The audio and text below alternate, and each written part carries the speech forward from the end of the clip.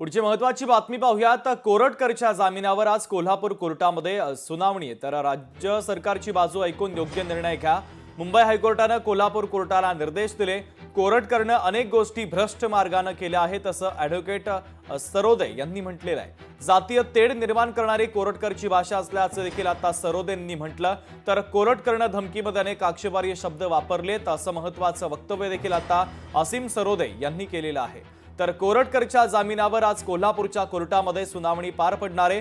त्यामुळे आता कोर्टाचा निकाल कोरटकरच्या संदर्भात नेमका काय येतो हे पाहणं महत्त्वाचं असेल। प्रशांत कोरटकरनी त्याच्या जामीनच्या अर्जामध्ये कोल्हापूरच्या असं नमूद केलेलं आहे की त्याचं कोणतेही क्रिमिनल बॅकग्राऊंड नाही।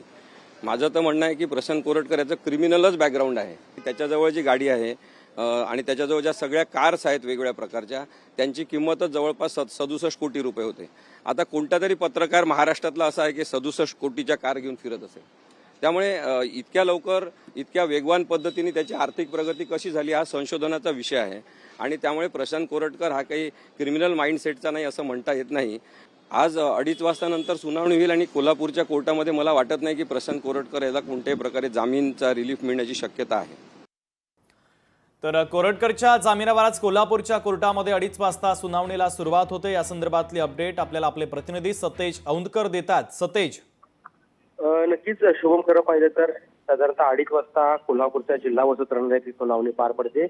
आज प्रशांत कोरटकर यांचे वकील जे आहेत ते या ठिकाणी खरं तर प्रशांत कोरटकर यांच्या वतीनं बाजू मांडणार आहेत। तर कोल्हापूरच्या जे जिल्हा सत्र न्यायालयात कश्यप जे न्यायाधीश आहेत त्या न्यायाधीशांच्या समोर ही सुनावणी आहे ती पार पडणार आहे। साधारणतः 2:30 वाजता या सुनावणीला सुरुवात होणार आहे। कोल्हापूर पोलिसांनी देखील इंडिया आघाडीचे कार्यकर्ते या ठिकाणी येथील कोणताही थोडासा तणाव निर्माण होईल या पार्श्वभूमीवरती कोल्हापूर पोलिसांनी संपूर्ण परिसरामध्ये काही पोलीस आहेत ते तैनात केले, बंदोबस्त आहे तो तैनात केला आहे। साधारणतः 2:30 वाजता सुनावणीला सुरुवात झाल्यानंतर या ठिकाणी पहिल्यांदा आरोपीच्या वतीनं जे आहे ते बाजू मांडली जाईल। त्यानंतर सरकारी पक्षाच्या वतीने देखील या ठिकाणी जे वकील असतील ते देखील बाजू मांडणार आहेत। त्यामुळं आजच्या निकालाकडे सगळ्यांचं लक्ष लागलेलं आहे। खरं तर काही निरीक्षणं आहेत ती मुंबई उच्च न्यायालयानं कोल्हापूरच्या जिल्हा व सत्र न्यायाधीशांना दिली आहेत। या निरीक्षणांचा देखील विचार आहे तो यामध्ये केला जाणार आहे आणि त्यानंतरच जी काही निकाल आहे तो दिला जाईल। मात्र हा अंतरिम जामीन आहे तो कंटिन्यू राहतो की या ठिकाणी अंतरिम जामीनला स्थगिती मिळते किंवा कोल्हाटकरांच्या बाबतीत कोरटकरांच्या बाबतीत नेमके काय निरीक्षणं नोंदवली जातात हे मात्र पाहणं महत्त्वाचं ठरणार आहे। ठीक आहे सतेज, महत्त्वाचे अपडेट या बातमीच्या संदर्भातले तुम्ही पोहोचवलेले आहेत। तुर्तास धन्यवाद।